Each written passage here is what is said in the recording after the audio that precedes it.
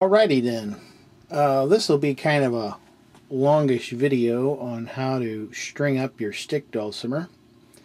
I'm making this specifically for someone who has an interest in this instrument, but I figured since I'm going to shine it up, I might as well make a video for those who are interested in doing basic maintenance on their instrument.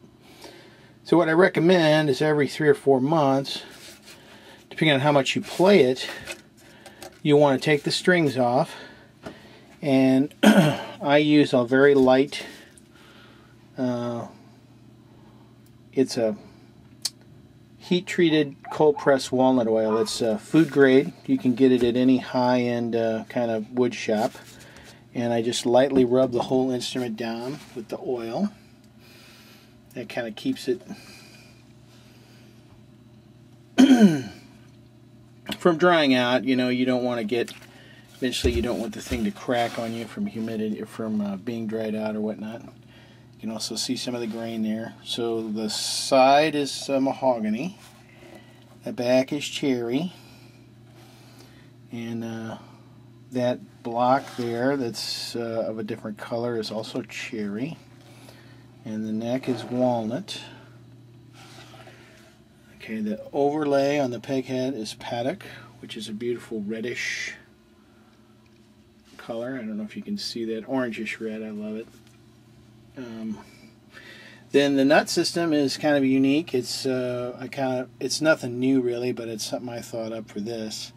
So basically what it is, it's a captured nut. So there's 0 fret, so the strings will slide over that 0 fret, and they're held in place by the little holes. I don't know if you can see them. They're drilled down into the delrin. Okay, and of course that's epoxied on, but then it's reinforced with a brass strap that's wrapped around it, and then screws hold it into the neck. It's held up very, very well. Let's see, I made this instrument in, look at the label here.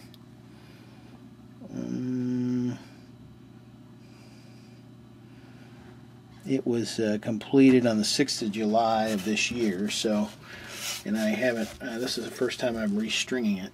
This is the instrument that I've used in most all of my videos since that time for stick dulcimer. So, but I will do a sound demo on it as well. Alright, I'm going to pause it here and get everything lined up for strings.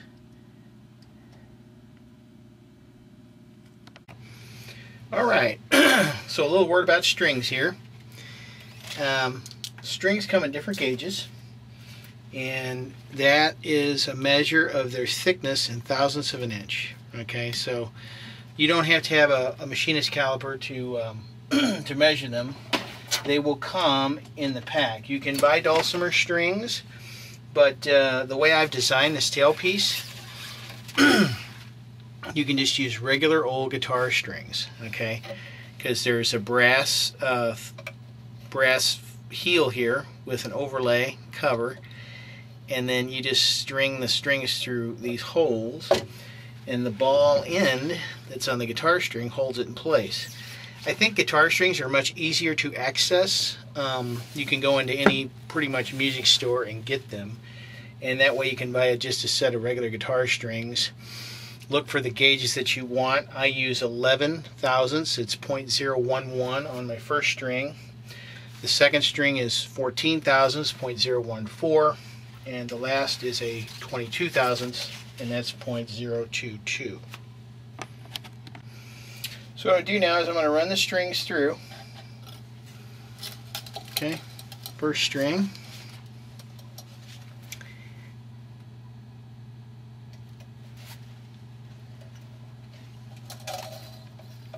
Okay, second string.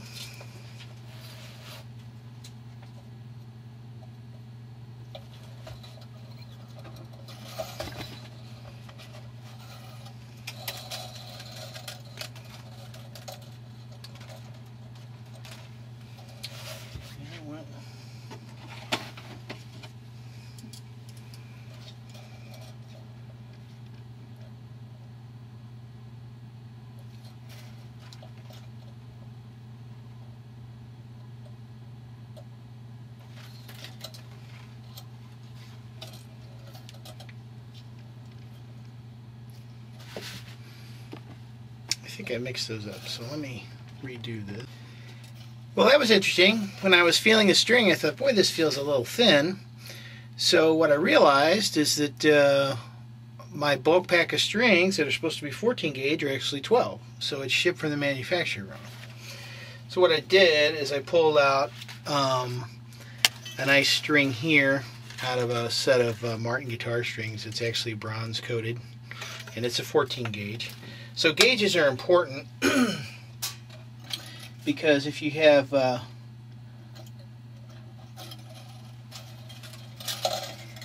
too small a gauge, you won't be able to get up to the tone that you want to have.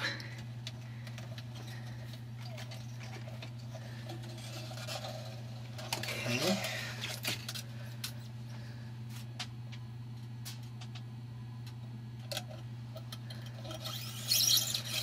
Alright, you notice that I'm stringing them all through first. I think this is a better way to go because the bridge on this instrument is not fixed like a guitar.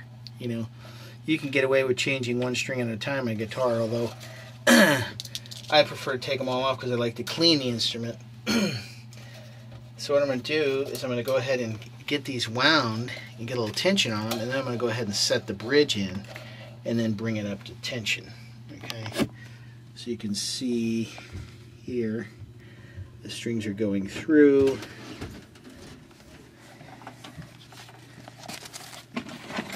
And you see how they line up? They just go nicely through the holes that have been made there. So there's nothing scientific about it.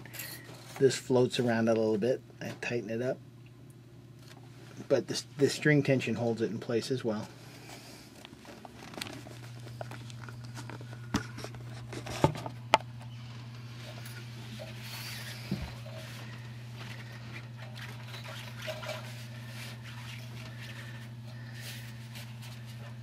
So, and when you go to do this, you want to kind of pay attention to the way the string is wound on the post. Okay, it's not so critical, but I had this string going this way on this post, so it was coming in like this, and then I had the same thing. I had the string going around this way. So I think what I'm going to do in order to keep them more straight up here is wind this string this way and wind this string this way, and this one really doesn't matter because it's dead on in the center. Okay,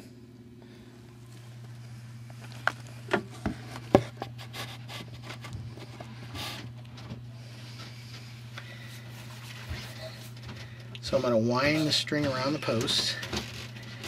1, 2,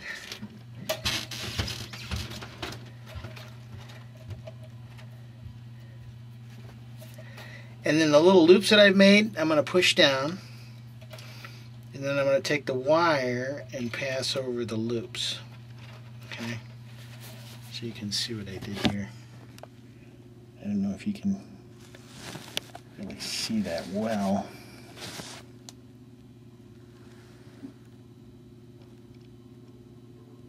What that's going to do is when you bring the string up to tension, it's going to kind of lock them in place. I'm so sorry about this camera mess. So I'll just put a little tension on it, and there we go. Now I'm going to do the middle one.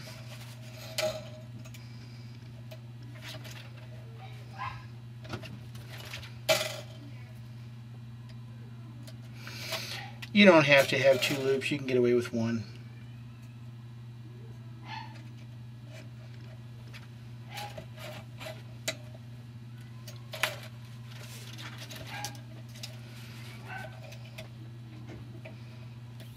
Especially these thicker strings, because you only have so much room on your post, so you don't want to get it wound too much.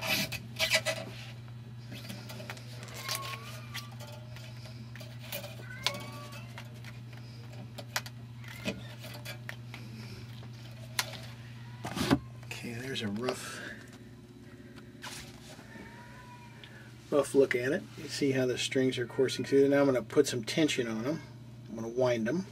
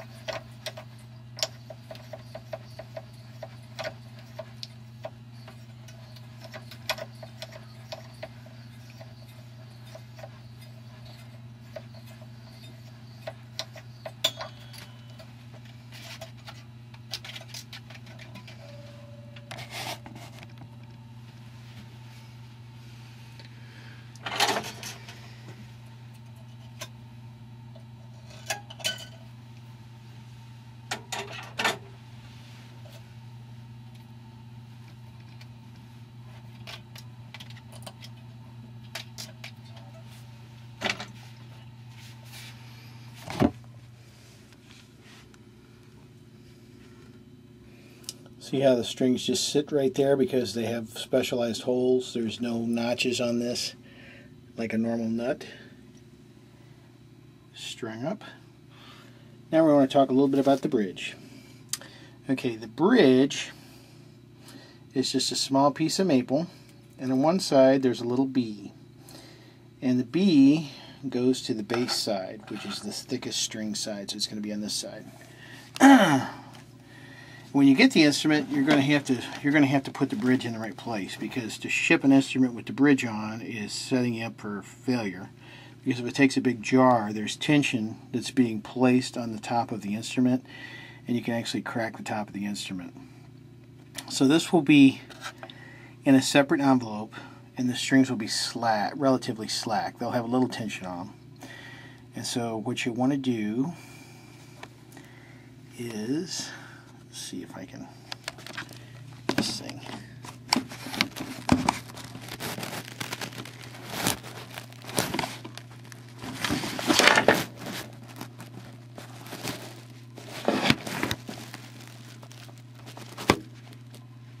So you want to take this, you just lift the strings up with your fingers, because see, I don't have them tightened down really hard. And just slide the bridge in just like so. Line up the strings on the notches. Try to be careful so you don't dig any more strings. And you see how that worked out real nice?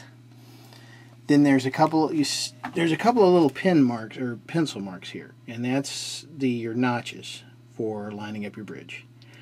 So you want to make sure the front edge is lined up in that little bitty, it's a right angle, it's a little bitty square.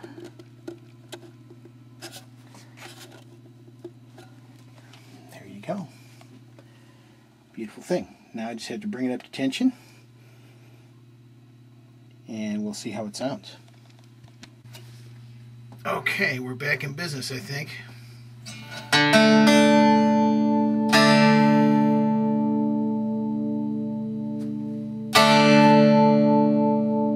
I think it's probably one of my better instruments. Alaska's spruce top, beautiful. One little caveat is I put the pickup in on the wrong side, so which I don't necessarily think it's a problem, especially if you're using one of these L-shaped connectors, okay? Because you can just tuck it right in and it's not going to be in the way, you know, if you're going to hold it. It's not really in your way.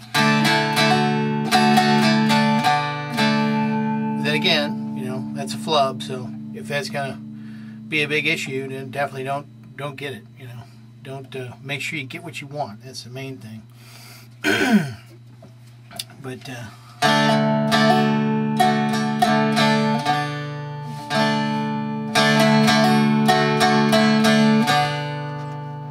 I've got it amplified right now.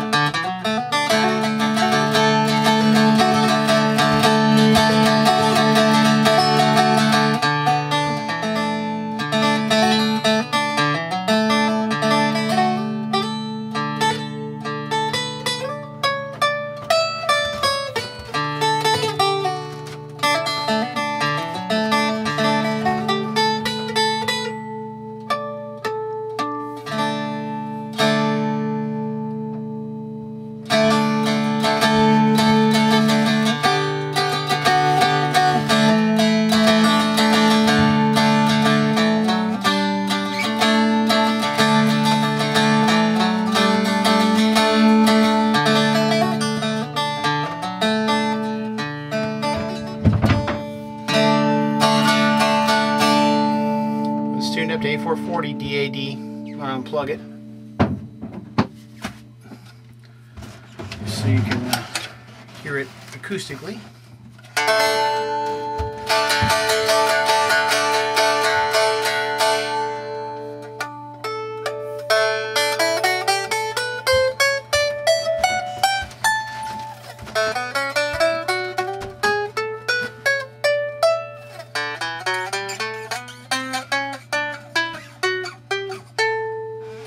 So all 3 strings play all the way up the neck without any buzzing. That's an issue. And then one other thing, you got a really nice action. You know, the strings are very close to the frets, so it should be really easy to play.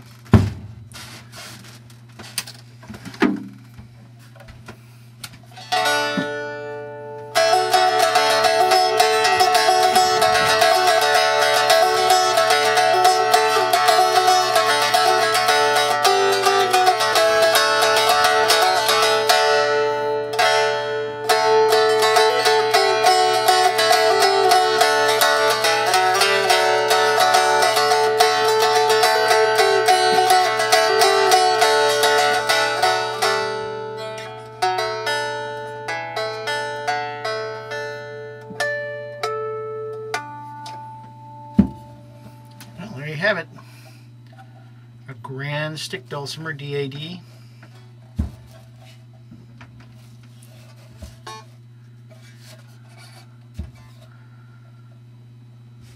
Thanks for watching.